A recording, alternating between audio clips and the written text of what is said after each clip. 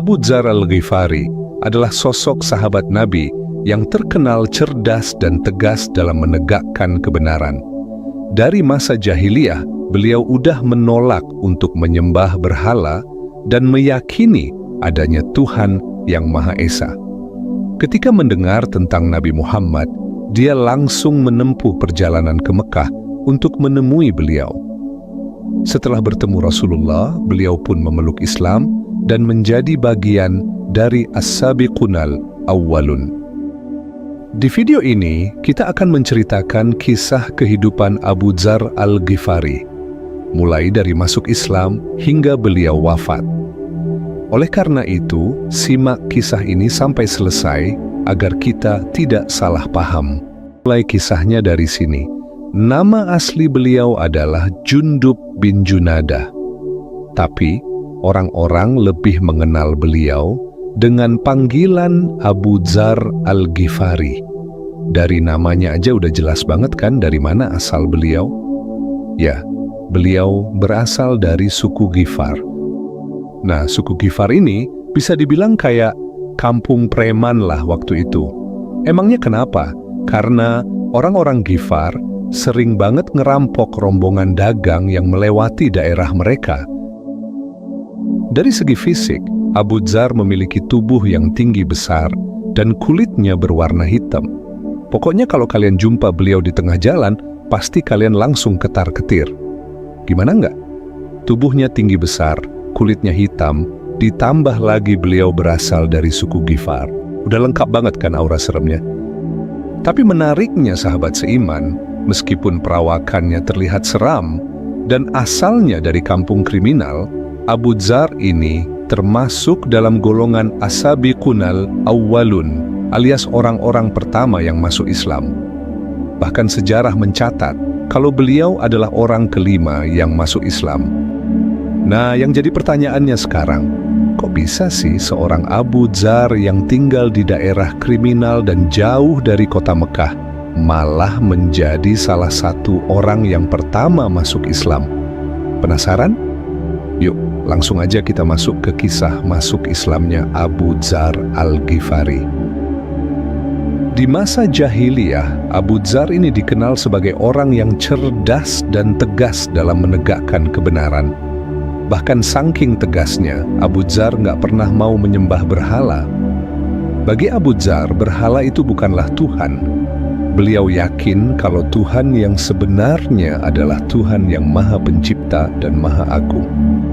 Hal itu terbukti begitu beliau mendengar ada seorang nabi yang menyuruh orang-orang untuk meninggalkan berhala. Beliau pun langsung menyiapkan bekal dan rela menempuh perjalanan yang jauh untuk menjumpai nabi tersebut. Waktu itu, Abu Dzar pergi ke Mekah bersama ibunya dan saudaranya yang bernama Unais. Ketika mereka hampir sampai di Mekah, Abu Dzar berkata kepada Unais, "Wahai saudaraku, pergilah engkau lebih dulu ke Mekah. Aku akan menunggu di sini bersama ibu. Cobalah kau cari tahu tentang pria itu, siapa sebenarnya dia, dan bagaimana penduduk Mekah menanggapinya." Akhirnya, Unais pun berangkat menuju Mekah, sedangkan Abu Dzar dan ibunya menunggu Unais di tempat mereka beristirahat. Waktu terus berlalu, tapi Unais nggak kunjung kembali. Abu Dzar pun mulai merasa gelisah. Setelah sekian lama menanti, Unais pun akhirnya kembali. Tanpa membuang waktu, Abu Dzar langsung bertanya, "Bagaimana? Apa yang kau ketahui tentang pria itu? Apa yang dikatakannya?" Unais menjawab, dia mengaku sebagai seorang nabi yang diutus oleh Allah Subhanahu wa Ta'ala. Abu Dzar pun melanjutkan pertanyaannya, "Lalu, bagaimana tanggapan penduduk Mekah tentang orang itu?" Sebagian orang mengatakan bahwa dia seorang penyair. Ada juga yang menyebutnya sebagai tukang sihir. Bahkan, ada yang menuduhnya sebagai dukun. Jawab Unais. Mendengar jawaban itu, Abu Dzar terdiam sejenak, lalu kembali bertanya, "Menurutmu gimana? Apakah pandanganmu sama kayak penduduk Mekah itu?" Unais pun menjawab, "Aku udah sering bertemu dengan dukun. Dan apa yang diucapkan oleh orang itu melambangkan kalau dia bukan seorang dukun. Dukun biasanya punya aura yang suram dan wajah yang butek, sedangkan orang ini sama sekali tidak terlihat seperti itu. Dari wajahnya saja sudah kelihatan berbeda, apalagi dari perkataannya.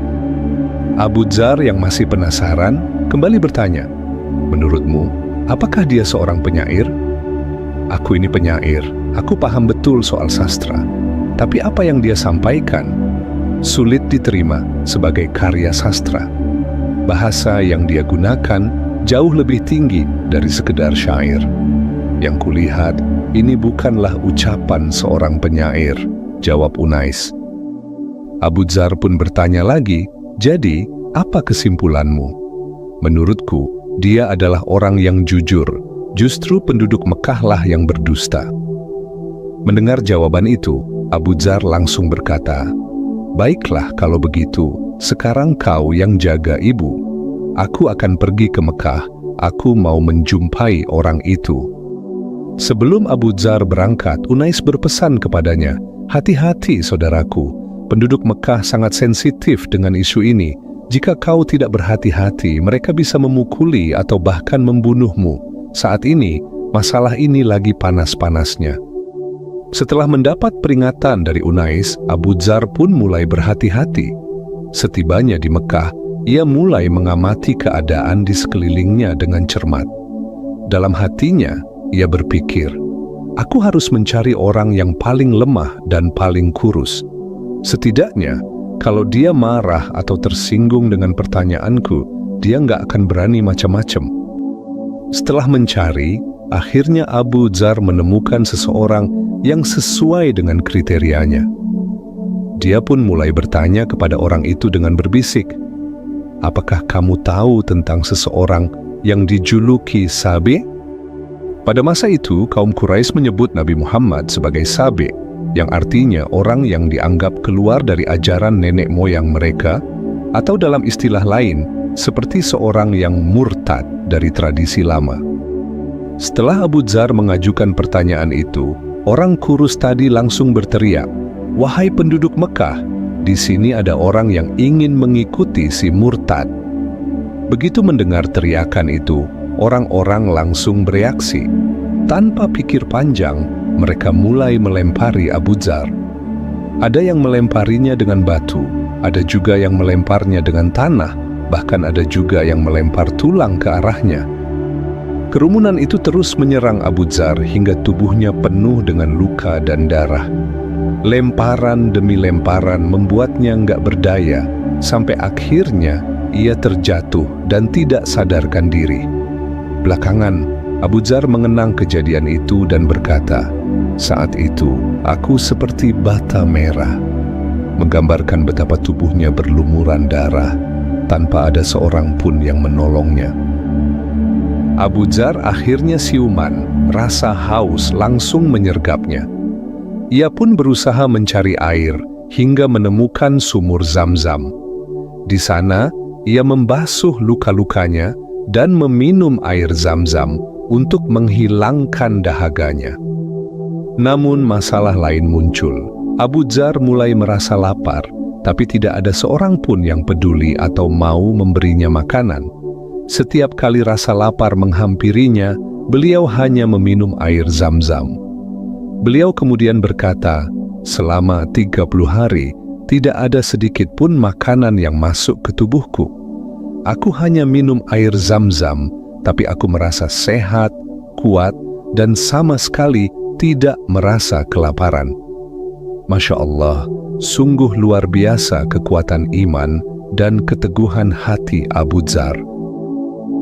Setelah 30 hari beliau lewati, pada suatu malam yang sunyi, Abu Dzar keluar menuju Ka'bah. Meski saat itu bulan purnama menerangi langit, tapi kota Mekah terasa begitu sepi. Hanya ada 2 orang perempuan yang sedang melakukan tawaf di sekitar Ka'bah. Abu Dzar pun mulai berjalan mendekati Ka'bah. Enggak lama kemudian, kedua perempuan itu pergi, meninggalkan area tawaf. Tiba-tiba datanglah 2 orang laki-laki. Mereka adalah Nabi Muhammad sallallahu alaihi wasallam dan sahabat terdekat beliau, Abu Bakar As-Siddiq. Kedua orang mulia itu langsung melakukan tawaf mengelilingi Ka'bah.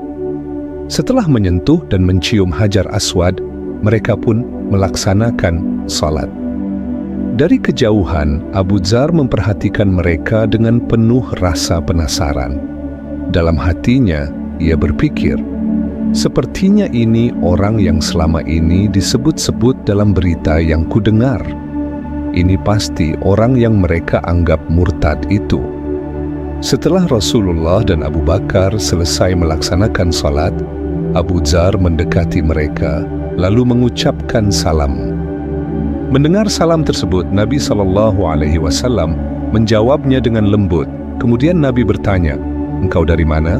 Dan engkau berasal dari suku apa?" Abu Dzar pun menjawab, "Aku dari suku Ghifar." Mendengar jawaban itu, tiba-tiba Rasulullah meletakkan tangannya di dahi beliau.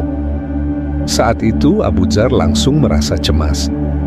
Jangan-jangan beliau merasa keberatan dengan kedatanganku, atau apa karena aku berasal dari suku Ghifar?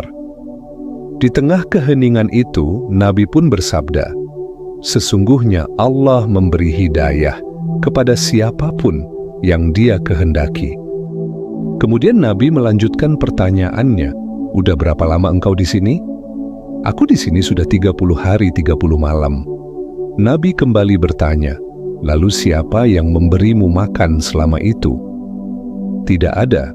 Selama 30 hari 30 malam, aku hanya minum air Zam-Zam. Tapi meskipun begitu, aku tetap merasa kuat dan sama sekali tidak merasa lapar." Mendengar cerita Abu Dzar, Nabi Muhammad SAW pun bersabda, "Sesungguhnya air Zam-Zam itu penuh berkah." Air Zam-Zam bukan hanya sekadar air biasa, tapi bisa menjadi asupan makanan bagi siapa saja yang meminumnya. Dalam riwayat lain, Nabi juga pernah bersabda, air Zam-Zam itu tergantung pada niat seseorang saat meminumnya. Kalau niatnya untuk menjadi makanan, maka air Zam-Zam akan mengenyangkannya. Jika niatnya untuk menjadi obat, maka air itu akan menyembuhkannya. Setelah mendengar cerita Abu Dzar, Abu Bakar As-Siddiq pun berkata, "Wahai Rasulullah, izinkan aku untuk menjamu orang ini." Lalu Nabi Muhammad SAW mengizinkannya, dan Abu Bakar pun membawa Abu Dzar untuk makan bersama. Abu Dzar kemudian berkata, "Ini adalah pertama kalinya makanan masuk ke perutku setelah sebulan lamanya." Setelah itu, Abu Dzar pun bersyahadat di depan Rasulullah. Di hari itulah beliau resmi menjadi seorang Muslim dan menjadi salah satu dari as-sabiqun al-awwalun, yaitu orang-orang pertama yang memeluk Islam. Setelah memeluk Islam, Abu Dzar kembali mendatangi Nabi, lalu beliau berkata, "Wahai Rasulullah, apa yang engkau perintahkan kepadaku?" "Wahai Abu Dzar, sekarang tugasmu adalah pulang, dakwahkan Islam kepada kaummu, ajak mereka masuk Islam, dan tunggulah komando berikutnya dariku." Namun dengan keberanian dan ketegasannya, Abu Dzar justru berkata, "Demi Allah, aku tidak akan pulang sampai aku mengumandangkan 2 kalimat syahadat dengan lantang di hadapan orang-orang Quraisy." Nah, ingatkan, sesuai apa yang udah disampaikan di awal, Abu Dzar ini sangat tegas terhadap kebenaran. Beliau ini benar-benar sosok yang keras dan revolusioner. Bagi Abu Dzar, kebatilan yang sekarang ada di depan matanya harus dimusnahkan secepat mungkin.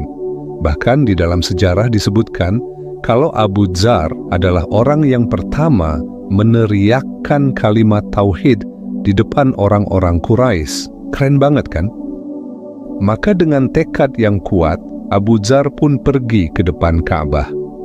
Waktu itu, orang-orang Quraisy lagi berkumpul di situ. Gak lama kemudian, dengan suara yang lantang Abu Dzar berseru, "Asyhadu an la ilaha illallah wa asyhadu anna Muhammadar Rasulullah."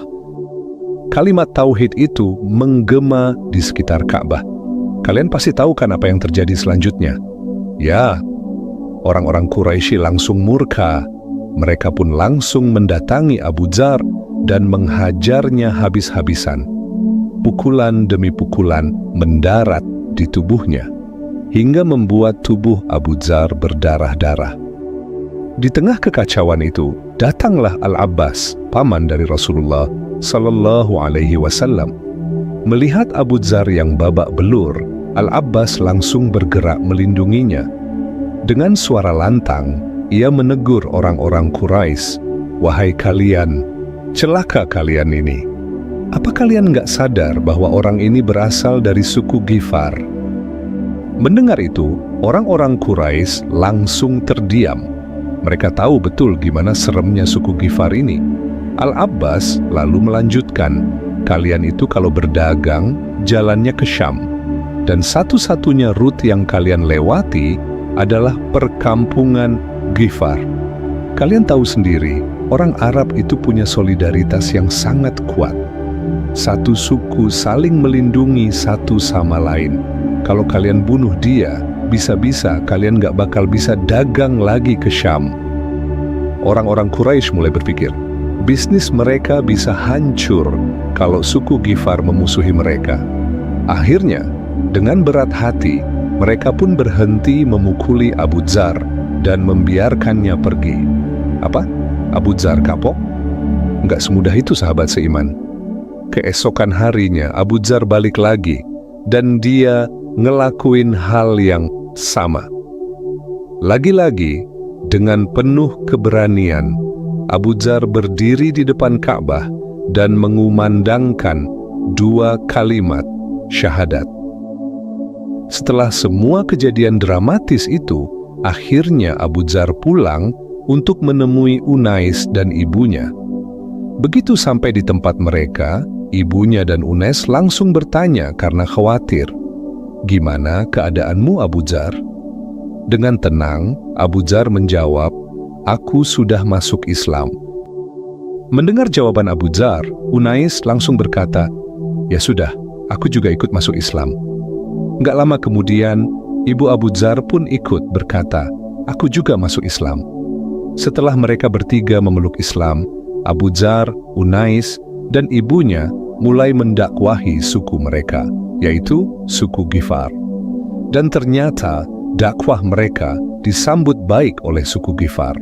Akhirnya, orang-orang Ghifar satu persatu mulai memeluk Islam. Bayangkan sahabat seiman, berkat peran Abu Dzar, suku Ghifar yang dulu dikenal sebagai suku kriminal, suku perampok, sekarang satu persatu mulai masuk Islam. Masya Allah, hidayah Allah benar-benar nggak bisa diduga. Tapi perjuangan Abu Dzar nggak berhenti di situ. Setelah mendakwahi sukunya, beliau pun melanjutkan dakwahnya ke suku Aslam. Kalian tahu apa yang terjadi? Mendengar dakwah Abu Dzar Al-Ghifari, orang-orang Aslam juga mulai memeluk Islam. Gimana sahabat seiman? Keren nggak Abu Dzar Al-Ghifari? Ya jelas keren lah, pakai ditanya. Oke, yuk kita lanjut. Ketika Nabi Muhammad sudah hijrah ke Madinah, suku Ghifar dan suku Aslam yang sudah masuk Islam pun datang menemui beliau. Mereka mendatangi Nabi untuk mengumumkan keislaman mereka di hadapan Rasulullah. Melihat itu Nabi Shallallahu Alaihi Wasallam sangat bahagia. Sambil tersenyum Nabi bersabda, "Ghifar, semoga Allah mengampuni mereka. Aslam, semoga Allah melimpahkan kedamaian kepada mereka." Dua suku ini didoakan langsung oleh Nabi Muhammad sesuai dengan arti namanya. Suku Ghifar namanya identik dengan Ghufran atau ampunan, sedangkan suku Aslam namanya identik dengan salam atau kedamaian. Makanya Nabi mendoakan ampunan untuk suku Ghifar, sedangkan suku Aslam didoakan dengan kedamaian. Baik, sekarang kita masuk ke dalam sesi yang terakhir, yaitu kisah tentang wafatnya Abu Dzar Al-Ghifari, sahabat seiman yang dirahmati Allah.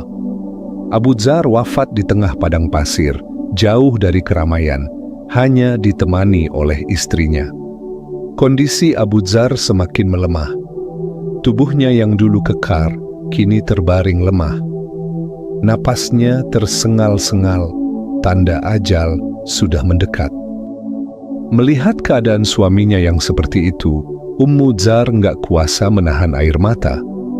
Mendengar tangisan istrinya, Abu Dzar pun bertanya, "Kenapa engkau menangis?" Ummu Dzar menjawab, "Bagaimana aku tidak menangis? Engkau, suamiku, akan meninggal di tengah padang pasir yang sunyi ini, sedangkan aku tidak punya kain kafan untuk mengkafanimu. Lalu, siapa yang akan membantuku mengurus jenazahmu? Aku ini hanya seorang perempuan tua, tidak kuat menggali kubur sendirian." Mendengar kegelisahan istrinya, Abu Dzar pun tersenyum, lalu berkata, "Berbahagialah, jangan menangis. Aku pernah mendengar Rasulullah SAW bersabda kepada kami di dalam sebuah majelis, akan ada salah satu di antara kalian yang meninggal di tengah padang pasir, namun akan disaksikan dan diurus jenazahnya oleh sekelompok kaum muslimin. Dari semua sahabat yang hadir saat itu, kini hanya aku yang masih hidup. Itu berarti akulah orang yang akan meninggal di tengah padang pasir, seperti yang disabdakan Rasulullah. Jadi, jangan khawatir. Pasti akan ada kaum muslimin yang datang untuk mengkafani dan menguburkanku. Sabda Rasulullah itu pasti terjadi." Akhirnya Abu Dzar pun menghembuskan napas terakhirnya di tengah padang pasir yang sunyi. Gak lama setelah beliau wafat, datanglah serombongan kaum muslimin yang kebetulan melewati tempat itu. Dalam rombongan tersebut disebutkan ada seorang sahabat mulia, yaitu Ibnu Mas'ud. Ketika mereka melihat seorang wanita tua yang sedang menangis di samping jenazah, mereka pun bertanya, "Ada apa gerangan?" Dengan suara lirih, Ummu Dzar menjawab, "Ini suamiku, bisakah kalian membantuku mengkafani dan menguburkannya?" Mereka pun bertanya, "Siapa suamimu?" Dengan suara sendu, Ummu Dzar menjawab, "Abu Dzar Al-Ghifari." Mendengar nama itu, rombongan tersebut langsung gembira dan terharu. Abu Dzar, sahabat Rasulullah, tanpa ragu, mereka langsung mengurus jenazah beliau. Mereka memuliakan Abu Dzar dengan mengkafani, mensalatkan, dan memakamkan beliau. Inilah kisah penuh hikmah tentang sosok Abu Dzar Al-Ghifari yang diriwayatkan di dalam Sahih Ibnu Hibban dan telah disahihkan oleh Syekh Albani. Semoga kisah ini bisa menjadi inspirasi dan manfaat bagi kita semua. Wallahu a'lam bis-shawab. Wassalamualaikum warahmatullahi wabarakatuh.